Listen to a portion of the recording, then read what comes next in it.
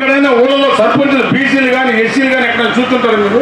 NT Ramarao వచ్చినాకనే బీసీలు సర్పంచులు నెంబర్లు మున్సిపల్ చైర్మన్లు మున్సిపల్ 24 రిజర్వేషన్ ఎన్టీ రామారావు పెడితే 34 చంద్రబాబు పెంచి బీసీలు ఇంకా చేసినందుకు అందరూ కూడా పేరు పేరు నా ఉదయపూర్వక నమస్కారాలు.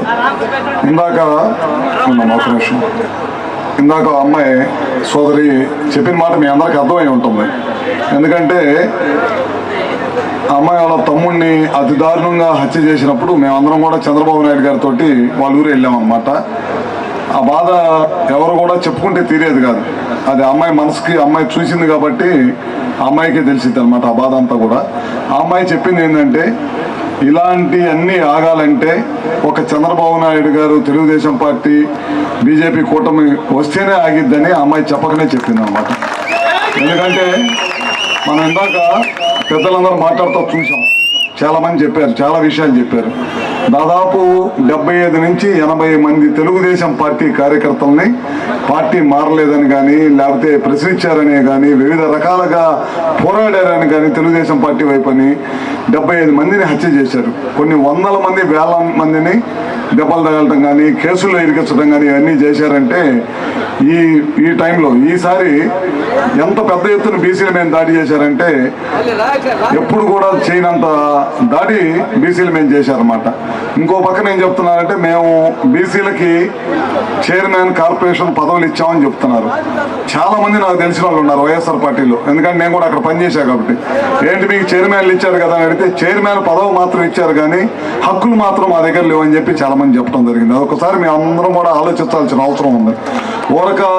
ఒక గది ఒక టేబుల్ చేరిచ్చారు కానీ ఒక కార్పొరేషన్ చైర్మన్ ఆ కులానికి సంబంధించిన ఒక్క మనిషికి లోన్ కానీ సహాయం చేయడానికి కానీ ఏ విధంగా కూడా పిలిపించలేని పరిస్థితిని అక్కడ ఇచ్చారు. పేరుకి అలంకరణగా పదవులు ఇచ్చారు కానీ వాళ్ళు 10 మందికి సహాయం చేయడానికి ఏ ఒక్కరికి కూడా అవకాశం లేని పదవులన్నీ ఇచ్చి అలంకరణపరంగా చెప్పుకోవడానికి పదవులు ఇచ్చారు కానీ వాళ్ళకి ఏ విధంగా ఆ కులాన్ని 10 మందిని పైకి తీసుకురావడానికి ఉపయోగపడే పదవి మాత్రం కాదని చెప్పి చాలా మంది సోదరులు నాకు చెప్పడం జరిగిందనమాట. అదేవిధంగా మనం చూస్తూ ఉన్నాం, దాదాపు 83 నుంచి తెలుగుదేశం పార్టీ స్థాపించి అధికారంలోకి వచ్చిన దగ్గర నుంచి కూడా ఆ రోజు స్వర్గీయ నందమూరి తారక రామారావు గారితో అండగా ఉన్న కులం ఏదంటే ఈ రాష్ట్రంలో తెలంగాణలో కానీ ఆంధ్ర రాష్ట్రంలో ఒక బీసీ కులం అని చెప్పడంలో మాత్రం ఏమాత్రం కూడా సందేహం లేదు.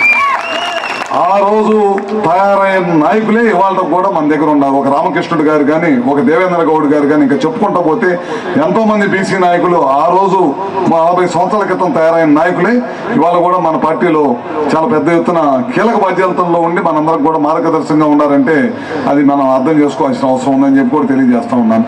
ఇందాక మనం మాట్లాడుకుంటా ఉన్నాం, ఆ రోజు స్వర్గీయ నందమూరి తారక రామారావు గారు సోదరు సమయం లేదు, మనకు 9 దాకా సమయం ఇచ్చారు కనుక నేను పిలిచిన ఎమ్మటే బీసీ మీటింగ్ పెట్టుకుందామని పిలిచిన ఎమ్మటే చాలా పెద్ద ఎత్తున నలుమూల నుంచి వచ్చిన తెలుగుదేశం పార్టీ నాయకులకి కార్యకర్తలకి వివిధ హోదాల్లో ఉన్న బీసీ నాయకులకి మన మండలం నుంచి వచ్చిన నాయకులకి అట్లాంటి రాష్ట్రం నుంచి వచ్చిన వివిధ హోదాల్లో ఉన్న నాయకులకి అందరూ కూడా మరొకసారి పేరు పేరున నా ఉదయపూర్వక నమస్కారాలు తెలియజేసుకుంటూ అందరూ కూడా భోంచేసి మాట్లాడుకొని రేపు రాబోయే రోజుల్లో ఏ ప్రభుత్వాన్ని ఎన్నుకుంటే మన బీసీలకు రక్షణగా ఉండిద్ది, మన బీసీల గురించి ఆలోచిస్తారనే ఉద్దేశంతో ఇవాళ ఈ కార్యక్రమం పెట్టుకొని మన పెద్దలందరూ కూడా పిలుచుకోవడం జరిగిందనమాట.